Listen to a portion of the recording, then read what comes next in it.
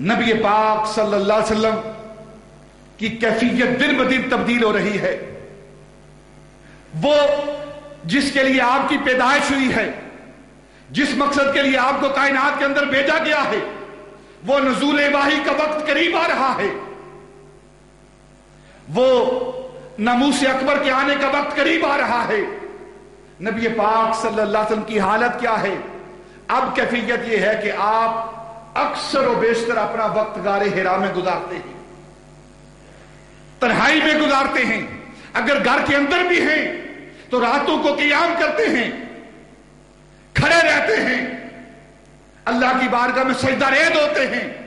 ابھی نزول وحی نہیں ہوا، نزول قرآن نہیں ہوا، شریعت کا نزول نہیں ہوا، لیکن اس کے باوجود نبی پاک کی ذات ایسی ذات کہ نزول وحی سے پہلے، شریعت کے نزول سے پہلے نبی پاک صلی اللہ علیہ وسلم اللہ کی بارگاہ میں قیام کرتے ہیں اور اس خدا کی عبادت کرتے ہیں. ساری رات قیام کرتے ہیں. وحی کے دن قریب آ رہے ہیں، نزول وحی کے ایام قریب آ رہے ہیں. نبی پاک صلی اللہ علیہ وسلم کبھی 3 دن، کبھی 5 دن، کبھی 30 دن، کبھی 40 دن یہ غار حرا میں گزارتے ہیں.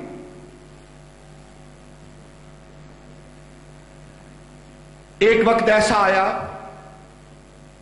کہ نبی پاک صلی اللہ علیہ وسلم آپ کا قیام غار حرا کے اندر لمبا ہو گیا.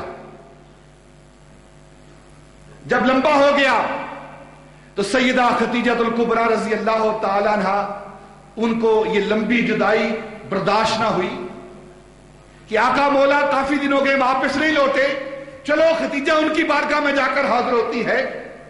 سیدہ خدیجہ الکبریٰ رضی اللہ تعالی عنہا نے کھانا تیار کیا، مال ستو جمع کیے، اس کو ایک تھیلی کے اندر ڈالا، پانی کے مشکیزے کو تیار کیا، مشکیز کے اندر پانی ڈال کر سیدہ خدیجہ الکبریٰ رضی اللہ تعالی عنہا آپ اپنے گھر سے غار حرا کی طرف چلتی ہیں. کیفیت کیا ہے کہ سر پر وہ کھانے کا برتن ہے، پہلو میں مشکیزہ ہے، دل میں مصطفیٰ کی محبت ہے، آنکھوں میں دیدار کی لگن ہے، تمنا ہے دیدار کی. جب خدیجہ الکبریٰ اپنے گھر سے محبوب کی طرف چلتی ہیں، محبوب کو دیکھنے کے لیے دیدار کی لگن لے کر وہ غار حرا کی طرف جا رہی ہیں، تو اللہ رب العزت نے جبریل امین کو بھیجا. بخاری اور مسلم کی حدیث پاک ہے، اللہ رب العزت نے جبریل کو بھیجا، جبریل جا میرے محبوب سے جا کر کہ خدیجہ گھر سے آ رہی ہے. اس کی کیفیت کیا ہے کہ اس کے سر پر کھانے کا برتن ہے، پہلو کے اندر مشکیزہ ہے پانی کا، اس کے دل کے اندر تیری چاہت اور لگن ہے، آنکھوں میں تیرے دیدار کی تمنا ہے.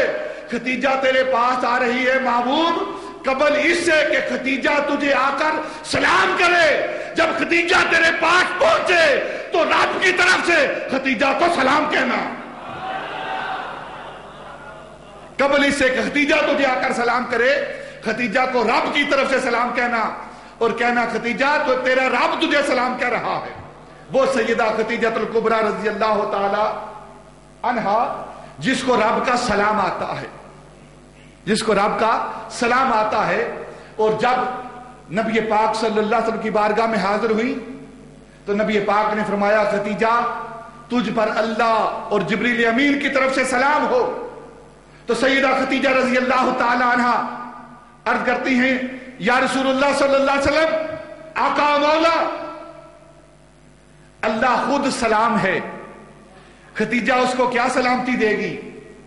اس کی طرف سے سارا سلام ہے، اس کی طرف سے ساری سلامتی ہے، اس کی سلامتی خدیجہ قبول کرتی ہے اور خدیجہ اپنی طرف سے سلامتی جبریل امین کو بھیجتی ہے. وہ سیدہ خدیجہ الکبریٰ رضی اللہ تعالیٰ عنہ جس کو اللہ رب العزت کا سلام آتا ہے، محبوب کی نسبت کے حوالے سے، محبوب کے ساتھ تعلق کی بنا پر سیدہ خدیجہ الکبریٰ رضی اللہ تعالی عنہا کو اللہ کا سلام ملتا ہے. جو نبی پاک صلی اللہ علیہ وسلم کی خدمت کرے، آپ کے لیے کھانا تیار کرے، آپ کے لیے کھانا لے کر جائے، بخاری اور مسلم کی روایت کے مطابق اس کو تو اللہ کا سلام آتا ہے، اور جس ابو بکر نے ساری زندگی نبی پاک کے ساتھ گزاری ہو، اپنا سارا وقت نبی پاک کے ساتھ صرف کیا ہو، اور ساری دولت مصطفیٰ کے قدموں پر نچھاور کی ہو، اس ابو بکر کے لیے خدا کا سلام نہیں ہے؟ یہ وقت گزر رہا ہے، نزول وحی کا وقت بالکل قریب آ چکا ہے، حتیٰ کہ ماہ رمضان کے دن ہیں، اور جبریل امین قرآن پاک کی پہلی وحی لے کر اقرا باسم ربک الذی خلق کا پیغام لے کر نبی پاک صلی اللہ علیہ وسلم کی بارگاہ میں حاضر ہوتے ہیں، اور نبی پاک صلی اللہ علیہ وسلم یہ پہلی وحی وصول فرماتے ہیں، جبریل امین سے پہلا کلام لیتے ہیں اور اپنے گھر کی طرف جاتے ہیں۔ کیفیت کیا ہے؟ جب گھر کے اندر پہنچتے ہیں، سیدہ خدیجہ آگے کھڑی ہیں، نبی پاک فرماتے ہیں زملونی زملونی زملونی، خدیجہ مجھ پر کمبل اڑا دو، مجھ پر چادر اڑا دو، مجھے سردی لگ رہی ہے۔ دیکھیں ایک بات عرض کرتا ہوں، جب اللہ رب العزت نے حضرت موسیٰ علیہ السلام کے ساتھ کلام کیا تو اس وقت کلام کی کیفیت کیا ہے کہ طور پہاڑ جلتا ہے، طور پہاڑ جلتا ہے، موسیٰ بے ہوش ہوتے ہیں،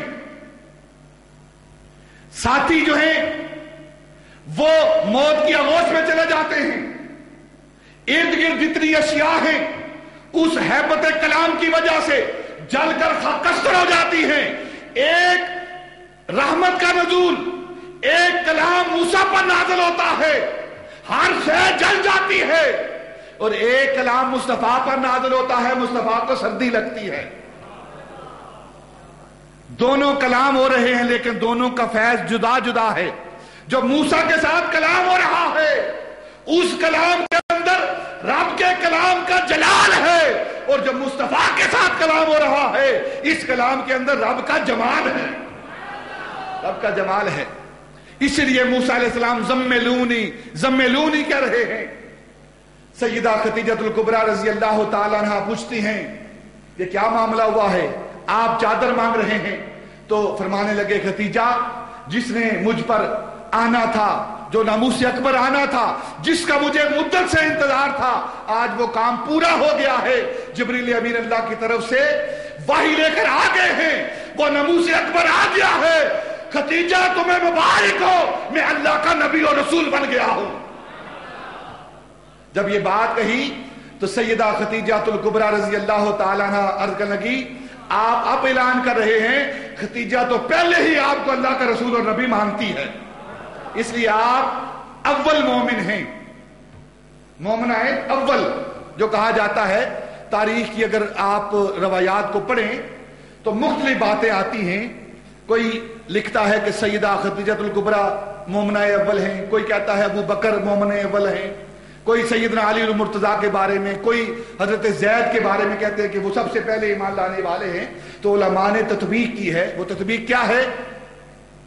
کہتے ہیں کہ ساری روایات درست ہیں، سبھی پہلے ایمان لانے والے ہیں۔ عورتوں میں سب سے پہلے سیدہ خدیجہ الکبریٰ، بڑوں میں سب سے پہلے ابو بکر، بچوں میں سب سے پہلے ایمان لانے والے مولا علی، اور غلاموں میں سب سے پہلے ایمان لانے والے حضرت زید بن حارثہ ہیں۔ یہ تطبیق ہے ان چاروں روایات کے اندر۔ جو اختلاف پایا جاتا ہے علماء نے اس اختلاف کو تطبیق پیش کی ہے کہ چاروں روایات درست ہیں، کہ کوئی کہتا ہے ابو بکر پہلے ایمان لائے، یہ جھگڑا نہیں، کوئی کہتا ہے خدیجہ پہلے ایمان لائی، یہ جھگڑا نہیں، خدیجہ پہلے ایمان لائی ہیں، عورتوں میں سب سے پہلے ایمان لانے والی خدیجہ ہیں، اور مردوں میں بڑوں میں سب سے پہلے ایمان لانے والے ابو بکر صدیق ہیں، اور بچوں میں سب سے پہلے ایمان لانے والے وہ حضرت مولا علی رضی اللہ تعالی عنہ کی ذات ببرکات، اور غلاموں میں سب سے پہلے ایمان لانے والے حضرت زید بن حارثہ رضی اللہ تعالی عنہم ہیں۔